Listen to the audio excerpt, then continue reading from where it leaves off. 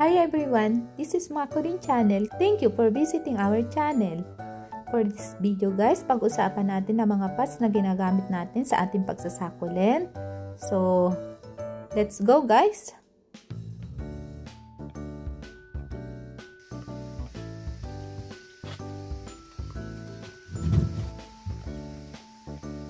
Guys, for this video guys, pag-usapan natin ang mga pots na ginagamit natin sa ating pagsasakulent. So, ang ating unang pakikilala guys, ito yung pinakamaliit na pots na ating ginagamit. Ang tawag dito guys ay vinyl poly pots. Meron siyang sukat na 6 cm. Ito guys,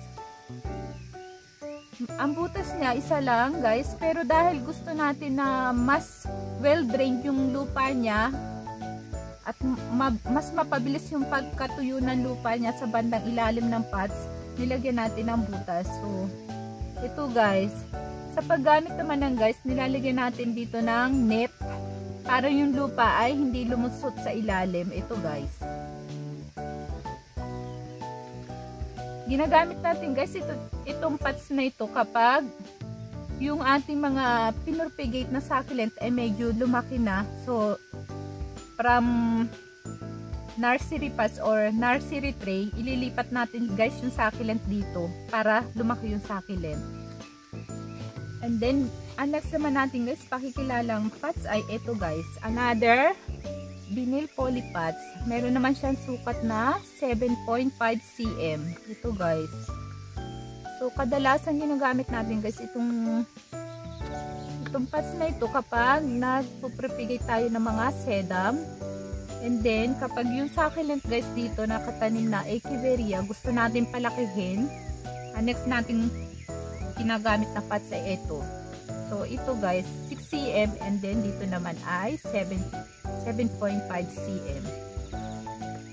So, ito guys, madali lang bilhin guys itong ganitong pots. Available siya sa mga garden center. Pwede din natin mabili sa mga Yaku and Shop. Ito guys. Naman natin guys sa pakikilala itong pots na ito guys, slit type na pots siya guys. So sa lahat ng pots, ito guys yung pinaka favorite kong gamitin. Kung bakit, kapag ganito kasing pots guys, slit type, hindi mo na siya kailangan lagyan ng net sa ilalim dahil kaya niya mag-hold ng lupa. So, ang ginagamit natin guys ay merong vermiculite, merong potting pots. So, pino siya. So, kapag ang butas niya guys ay medyo malalaki, tumulusot yung lupa sa ilalim. Kapag ganitong pots naman, kaya niya mag-hold guys ng mga pinong lupa. So, ito guys yung convenient pa kong gamitin. Ginagamit natin to guys kapag yung succulent guys ay gusto nating maging collection, masama sa mga collection natin. Ganitong pots ang ginagamit natin. Bukod sa kulay white siya guys, ano din siya, compact din siya. Hindi siya takaw space dito sa ating greenhouse. And then kapag yung succulent naman dito guys, lumaki na, next natin gagamitin pots ay ito. Ang size naman yan ay 9 cm. So, same lang sila guys. Usually guys, sa mga collection natin, ganitong pots ang ating ginagamit. And then, ang isa pa natin ginagamit guys na pots ay ito. Bilog style na pots.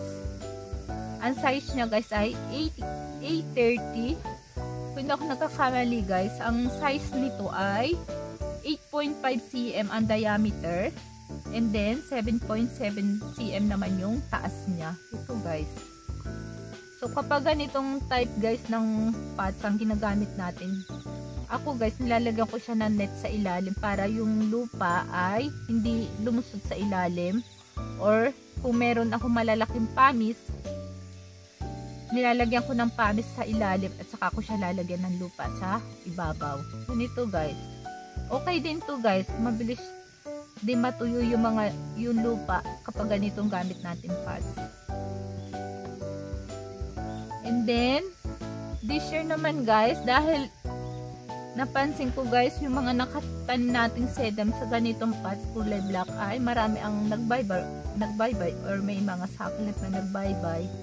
So, itatry natin magtanim ng mga sedum sa ganitong pots.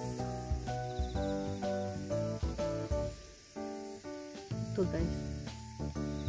So, nabili natin ito guys sa Asuki natin Garden Center ng 498 yen. Kung sa peso natin siya i-convert, siguro around 200 pesos. So guys, 200 pesos. 100 pieces, kulay white. Meron din guys kulay black nito guys. Siguro half price. Siguro mga price niya guys ay nasa 198 yen, or kung sa peso naman guys ay mga 180 pesos, ganun, 170 or 180 pesos. So, kaya white ang binili ko guys, para medyo malamig-lamig tingnan sa mata. So, guys. And then, meron din tayo guys na time na gumawa ng DIY succulent pots. Ito guys. Gawa siya sa kahoy. And then, pinunturahan natin. Then, nilagyan natin ng konting design, Happy Life. Ginagamit naman natin ito guys kapag gumagawa tayo ng arrangement. So, itong DIY pots natin ito guys, siguro 3 years nang mahigit na natin ito nung ginawa natin. 3 years ago na. And then, may mga nabili din tayo pots guys. Ito namang hanging pots. So, ginagamit naman natin ito guys, usually dun sa ating string of pearl. Ito guys.